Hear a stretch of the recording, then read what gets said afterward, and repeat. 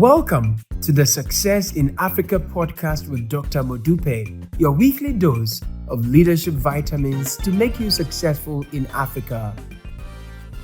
Hello, welcome to part 3 of the Success in Africa Leadership Podcast. My name is Dr. Modupe Taylor Pierce, and I am a scholar and practitioner of leadership and organizational development. My focus is on transforming Africa. I want Africa to be a middle-income continent by 2030 and a high-income by 2040. And that's why we have this podcast, because for Africa to achieve this, we need all of Africans, whether in Africa or in the diaspora, to become successful. And how best to learn about becoming successful? By listening, learning from those who have walked the path. So today we are with Dr. Martin Oduor-Otieno. This is part 3 of a 3-part series. In part 1, he talked about his early life and education. In part 2, he talked about his corporate life as well as public sector life, which ended with a radio announcement. But if you want to know more about that, you need to go and watch that video. And now we are welcoming back Dr. Martin to really turn the page a little bit into a slightly more personal standpoint. Martin, welcome again to part 3. And what I have to ask you is this. Let's talk about leadership in the home. You've been in public life, you've been on the spotlight. How has your relationship with your wife and your children influenced your professional success or career? Thanks, Modupe. I must say that my family has been the cornerstone of my success. I got married when I was quite young. I got married probably 1 year after university. And my wife was just going into university at the time.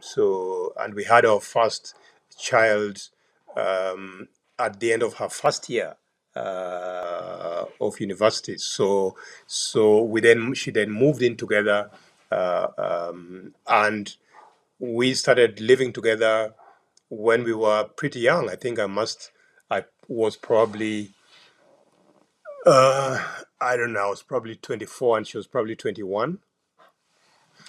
And so maybe because of that, starting off when we had absolutely nothing, if I paint for you a picture of, our kind of one room, little safari bed, she reminds me actually, now that I talk about that, when we had our first child, we went into a credit shop and took a baby cot on credit, right? There's a company called African Retail Traders, which gave stuff, furniture to people on credit, and so we got this thing and brought it home. And I was still in my audit. This is my first 3 years, so I was still in audit, and we used to move around in different places doing audit. And so one day I had missed to pay an installment for this little baby cot, maybe 100 Kenya shillings or something, some small amount of money today. And so she was telling me this story recently. That's why I remember it. So I was out of town, and guys from the company came back to repossess this baby cot. So they knocked the door with smiles in their faces. They said, Mama, how are you? And she said, I'm fine. They said, how is the baby? And she was wondering, these guys don't know me, and how do they know there's a baby in this house? And then, one thing led to another, and they said they were from this company that come to take back the baby cot.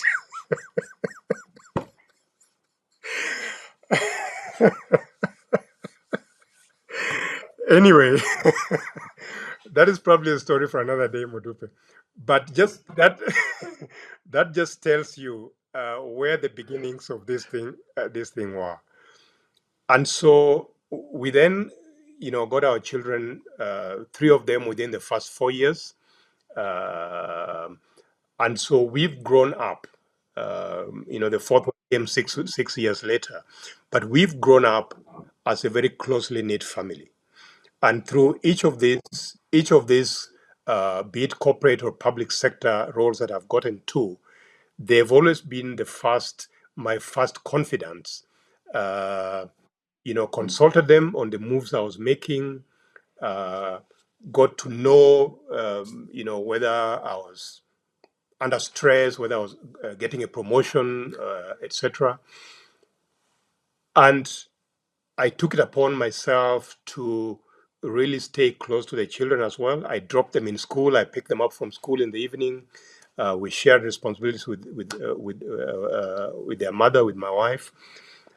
And so I think because of that, they've given me that peace that I needed, which is a big ingredient for success in the workplace. And I really thank God for that and for them. And so they've been at my side and I've been at their side as we've grown through. And because we started early, I look at my children like my brothers and sisters more than as a parent. So there's a lot of consultation that goes on and a lot of kind of support both ways. And that has been quite helpful, Modupe. Amazing, amazing. It's so refreshing to hear you talk about the fact that they are your rock and they have not been a hindrance to your success, and neither has your success in corporate life been a hindrance to the family unity. For many of Africans who are looking at Africa and say it's a hustle, it's, I have to work hard, I have to work long hours, etc. How did you balance, the demands on your time as a, rising corporate, leader with making sure that you gave time to your family? Like with many things in life, Modupe, you've got to be intentional and deliberate about this. So once I decided, earlier on that the family was a very, very important part of whatever I was doing, then it obviously, by definition, meant that I had to create time for them. And therefore, um, you know, obviously, as you grow up in corporate, you're very busy, you're running up and down doing things. But sparing that time, quality time, up to this day, for example, Sunday tends to be very much a family time. Um, you know, um, Evenings tend to be family times. Holiday times are sacrosanct as well. We take off and we go out together. We create moments. We look for those moments where we got quality time with one another. We spend time on conversations around the dinner table. For example, I know that this is a bit messed up by mobile phones these days. Everybody wants to spend their time on this, but we try and create some quality time whenever we can. Right now, as we speak now, my children are all, adults. They've got, families of their own. So I'm literally with my wife alone. And one thing that I've realized, Modupe, is that if you don't stay close to your spouse when in the early days when you are rising, when you get to your senior age, they can easily take it upon themselves to leave you alone the way you left them alone when you were, flying high. And so I think you need to invest in this relationship right from the word go for you to reap the benefits through the entire journey, including when you are now in your post active working life period. Otherwise, the consequences there could be abject loneliness when they leave you alone, Modupe. Amazing, amazing lesson to learn. Now, I love the way that you've spoken about this in terms of, what happens in your sunset years, because that brings me to the question of legacy. How are you pursuing legacy?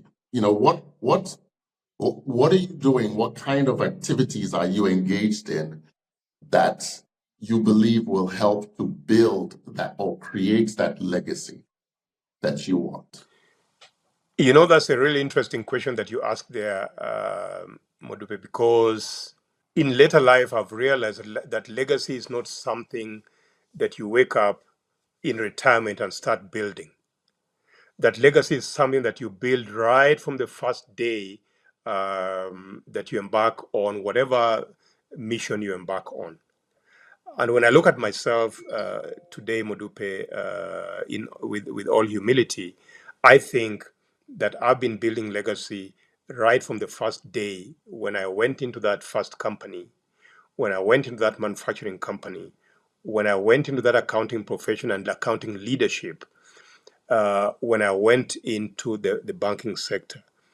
In the accounting leadership, I would say that a large number or proportion of people who are accountants in Kenya have been inspired by some of what they saw us do. Today, I'm a chancellor of KCA University, which was started off as a Kenya College of Accountancy, right? And I was on the council of that. I was on the board of that institution when it was a college of accountancy, training accountants. Now, in the last 1 year, I've been appointed as chancellor of that university. The university now has 30,000 students from 170 students we had in the college. And when I interact with these people, a lot of them are saying to me, Martin, some of us are studying accounting because we used to hear about you when you were finance director, and we said we also want to be finance directors. I see that as legacy, Modupe. When I look at the banking, and I didn't talk about the expansion of banking across East Africa at KCB, when we moved into South Sudan, Uganda, Rwanda, Burundi, strengthened Tanzania, blew up the bank, or rather, really expanded the bank in Kenya. A lot of guys in East Africa thinking about business expansion make reference to that period, and I was on the driving seat at that time as CEO of that bank during that transformation and expansion period. Over the last 10 I set up the leadership group, which is a consulting firm which focuses on three main areas. One is strategy, development, and strategy reviews. The second is leadership, which includes coaching, executive coaching.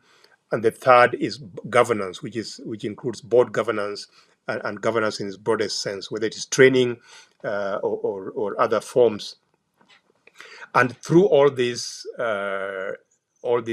spaces that I operate in, I would say that legacy is being built and has been built, and so it's not something that one waits for. I mean, it's happening even as we speak now. It is happening, and that's really my definition of legacy. I don't know if I told you this before, but I was listening to a, a leadership panel discussion one time, and the former Chief Justice of the Republic of Kenya, Justice Willie Mutunga, was asked a question from the audience, and he was just about to retire as Chief Justice. So he was asked, Mr. Chief Justice, what is your legacy going to be when you retire? And I've never forgotten his response, which was simply, he said something like this: legacy is for historians to write.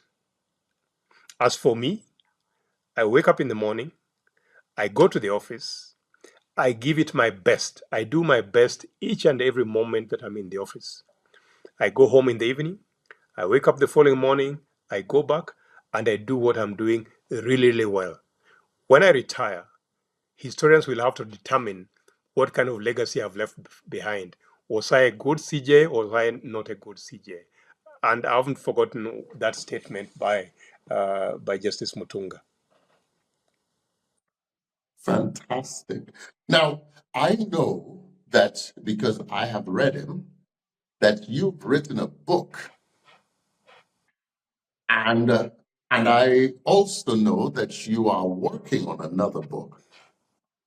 Why have you taken on these kinds of challenges, and what is it that you hope to achieve through this writing? I wrote the first book, biography, a while back. And at that point, what I was doing there was a to put on record some of what we are discussing here now, Modupe, to kind of document my history, my upbringing, some of what had led me to where I was when I wrote that book. In that book, you actually see the detailed story of the Dream Team and what we did when we worked in public service. You see the stories about each of these institutions that I've been through. You see the story of my family in that book, and you see them also speaking, writing sections of that book in terms of their relationship with myself. And I didn't coerce them to do this. And so that first book was really about, who is Martin and how has he gotten himself to where he is at the moment, the person that we know. Please tell us the name of the book. I don't want our listeners to kill me that I teased them and then I didn't tell them how to get it. What's the name of that So first this book? first book is called Beyond the Shadows of My Dream, and you can get it on Amazon. Um, Beyond the Shadows of My Dream. Let me just pick a copy here, Modupe.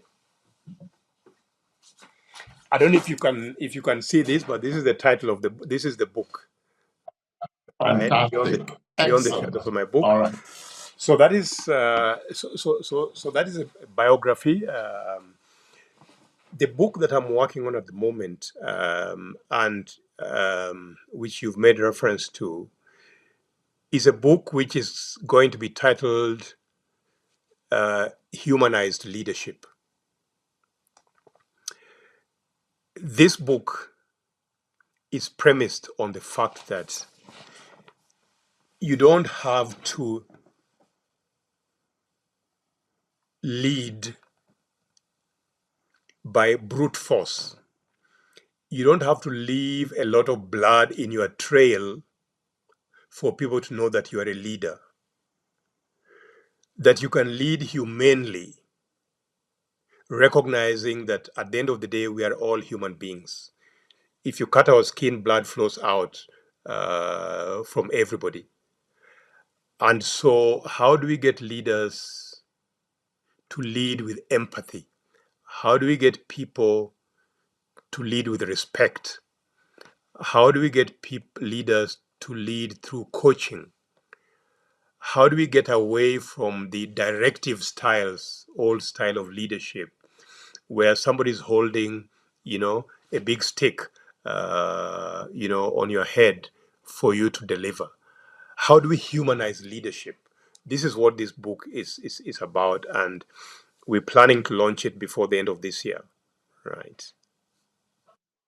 Why did you write this book? What was the driving force? The driving force is that I have studied leadership. I've studied leaders.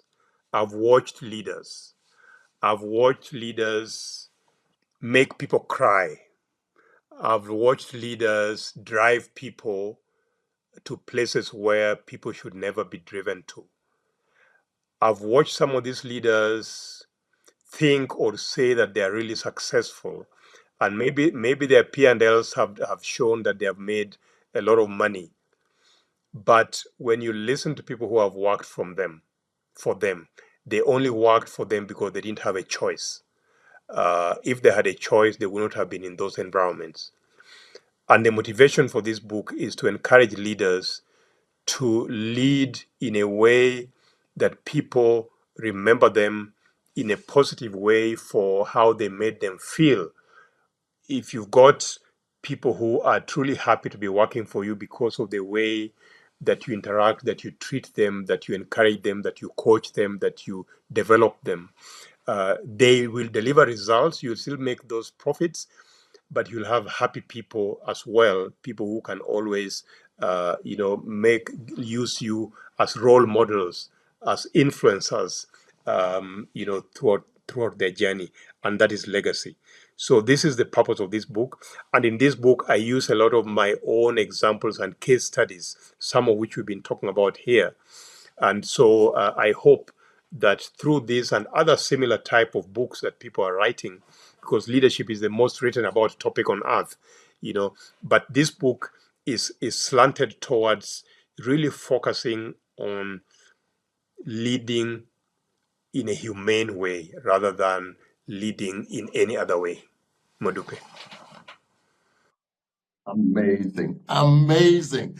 I've gotten so much in terms of nuggets of wisdom from you. Let me just recap for myself and for our listeners some of the nuggets of wisdom from this third of 3 parts. Number one, if you don't stay close to your spouse in the early days when you are high flying, when you start reaching your sunset years, you will be lonely because they will leave you to yourself. Number two, that legacy is not built as you are retiring, it's built from the first day you're working. And number three, that you don't have to leave blood on the carpet to lead effectively.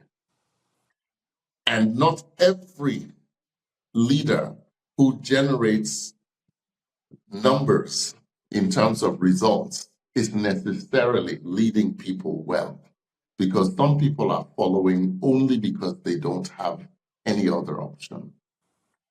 And there are better ways to lead by being humane, by inspiring, by coaching, and having the humility to realize that you don't know it all. What an amazing legacy. Oh, Martin, when can people expect this book to come out so that, I don't get chased down all over Africa for people saying that I have not told them about this book? Humanized Leadership, when will it be coming out? The intention is for it to come out by the end of November, by the end of next month. Okay. And you will certainly get to know Modupe when it comes out, end of next month. All right. Fantastic. So look out, folks, for this kind of book. I'm so excited because, as much as there are lots and lots of books about leadership in the world, there are not enough books about leading in Africa. And for Africans, this is an area in which we can improve, because just as Westerners have learned from those who've gone before, who have taken the time to put their experiences on paper so that their influence can be spread out way bigger than just the people who got to meet them in person, we can also do the same. This is why we're doing this podcast. This is why we have done these kinds of episodes, so that long after Dr. Modupe Taylor Pierce has left the scene or Martin has left the scene, you can still have access to this. We want to transform Africa by showing you the paths that others have gone through and the challenges they've had, the keys to their success, so that you can also be inspired and be successful. Folks, this is brought to you by BCA Leadership. We are an African organization that provides leadership consulting, coaching, and organizational development. And you can join BCA online. It's free. It's the place to master leadership. Africa needs you to be successful, just as Martin has been successful. So I'm going to give Martin 1 minute to share anything that he wants to share. Doesn't have to be dictated by any questions that I shared, for the audience. Martin, please take this 1 minute and share whatever comes to mind for you to our audience. Thank you very much, Modupe, and thank you for hosting me on this podcast series. My message, I suppose, is that, as we all know, everything rises or falls on leadership. I think for me, Africa is in dire need of leaders who are selfless, and who recognize that being in a leadership position comes with that responsibility and accountability for you to leave the stage, wherever it is, that space in a much better place than what you found. And it cannot be, by leading in a way that people don't feel, or people feel that you really sat in a place, but there's nothing that you've left behind, right? Nothing positive.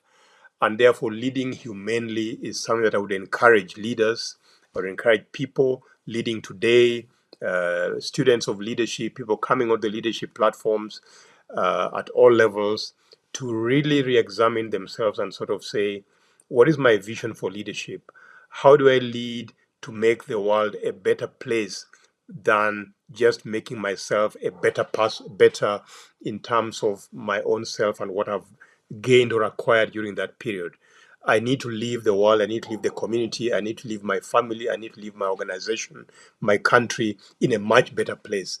And sometimes this is not just something that we dream up in our own minds, but listening, consulting, collaborating, and leading with respect is something that is really critical to achieving this. So I'd like to thank you very much, Modupe, for giving me this opportunity, and looking forward to more episodes in the future.